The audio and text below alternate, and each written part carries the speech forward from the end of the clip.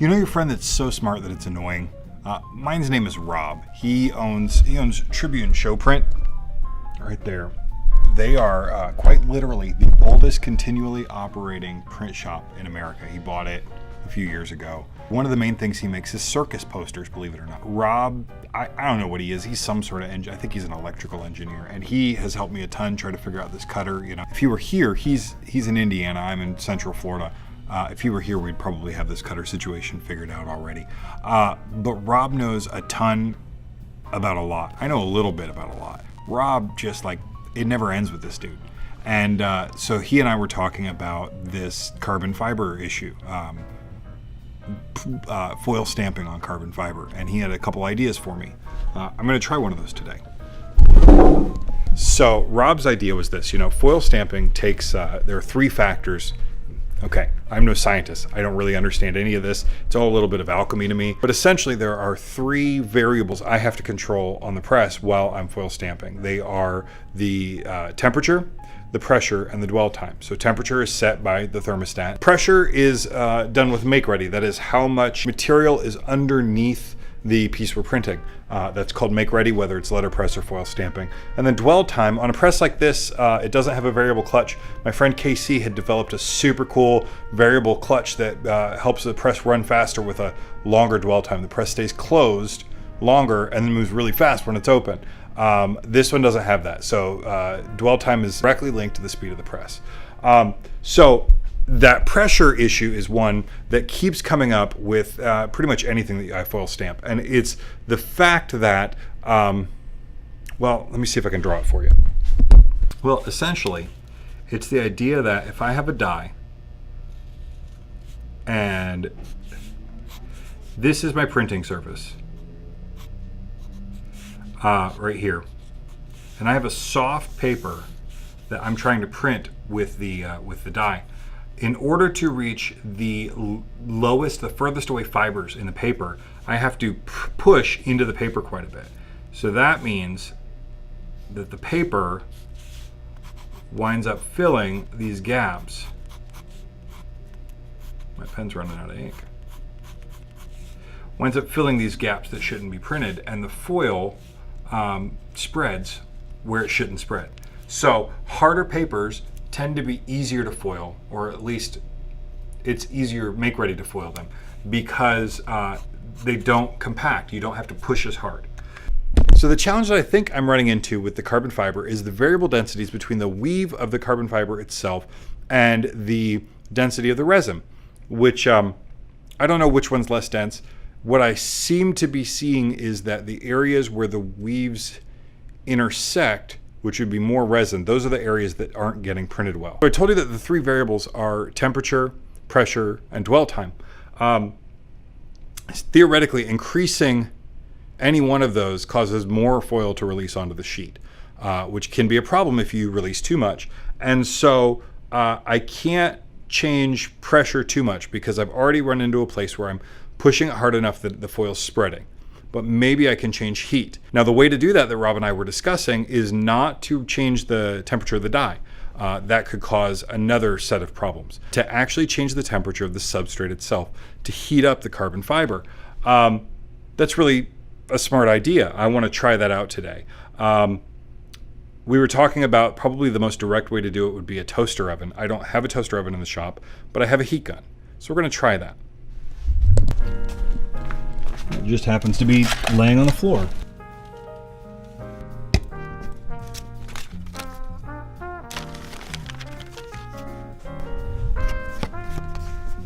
Well, this one is not glossy and it's not labeled, but it appears to be the same thickness as the one I was previously using, which was 0.5 millimeter. So we're going to try that one.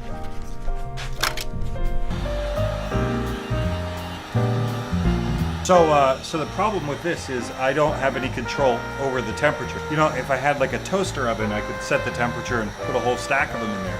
This one, I'm just heating up the whole thing and hoping for the best.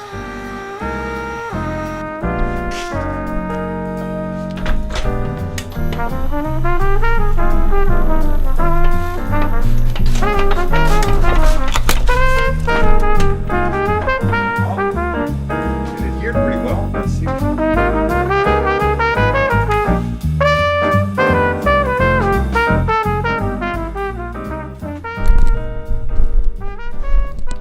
Well, that's definitely more release than I got previously. The texture of this resin is interesting. I'm wondering if a little more pressure might work well on this one.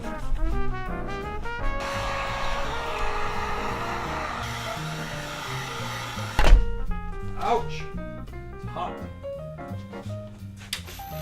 Ah, check that out.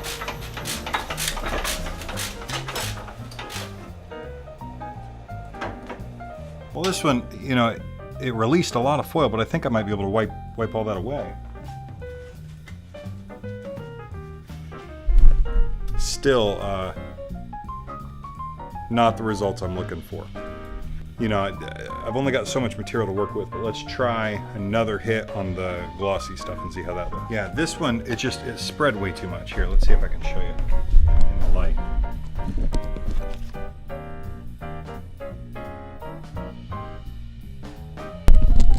So I think Rob was onto something. Obviously, the heat causes more release, but it's spreading a little bit too much. There's all sorts of challenges still. So same as before, if you've done this before or have ideas on how to do it, comment below, let me know. I want to figure out a way to make this work. I am, however, super excited to be able to switch that off and on. To have the switch right where it belongs, not floating around, and on the windmill just to have a switch entirely. So you may already know I love getting mail, and I got some this week I wanted to share with you. This card's super cool. Everything's a hammer except my screwdriver. It's a chisel. It was printed by Hat Wig Glove, Cards for Catholics to Communists. I think that's really stinking funny. Well, they're in Portland, what do you expect? But my friend sent this to me. His name is Dave, and Dave used to work here in Lakeland, and he is now the Director of Civic Engagement and Assistant Professor of Practice at the University of Tennessee, Chattanooga. I have no idea what the Assistant Professor of Practice is, but it sounds pretty stinking cool. Anyway, Dave taught me something that I thought was really awesome. And he's one of my favorite people to hear speak. And a few years ago, I remember hearing Dave say that his mentor taught him to always be the guy wearing a red hat.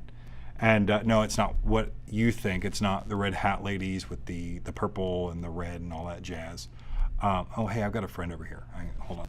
Well, he stepped out for a second. He brought over some little marking lasers to play around with. I'm excited to try those out.